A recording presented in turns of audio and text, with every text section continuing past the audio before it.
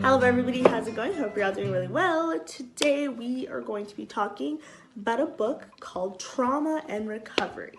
So I know for a little while my videos I've just been talking about fiction. So today I just decided let's just shift a little bit and talk about a nonfiction book that I read and I absolutely love. So For those of you that don't know, I'm currently doing my bachelor's in psychology, and so I've become really interested in understanding trauma. So I came across some books, and this one is the one that we're going to be talking about today. So I was really interested in knowing just how trauma can really shape who people become. And so one of the biggest takeaways that I have from this book is the importance of understanding that just because you had a small incident that has happened in your life does not mean that it's not trauma.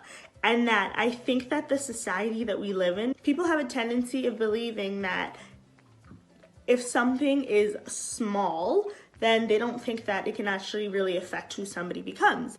So there's certain situations that happen in our lives and in other people's lives that a lot of the times, I'm also guilty of this at times, is that we tend to start thinking that if it's not major, let's say for example, let's say for example, if it's not, a person living in a war zone, so anything less than that is viewed as not a trauma.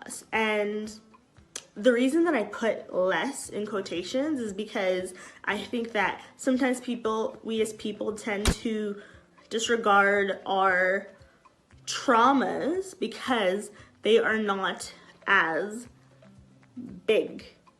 And so one of my biggest takeaways from this book is that I really wanted to learn to be in a position where I don't judge or criticize or minimize people's traumas. And yeah, so I highly recommend this book to anybody that is ready to address and unpack some of the traumas that they have experienced in their lives. And because it has such a scientific base, I found that I had to read some chapters once or twice because it's a lot.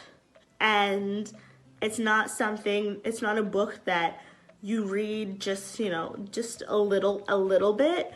Also, the last point that I will add is that trauma work is so hard, but it's doable, and I think that part of that hardness is learning how to unlearn. So yes, trauma work can be extremely exhausting, but I believe that is absolutely worth it. I look forward to you and I going through this journey, and in order to learn more. And yeah, so thank you for watching, and see you soon. Don't forget to like, comment, and subscribe.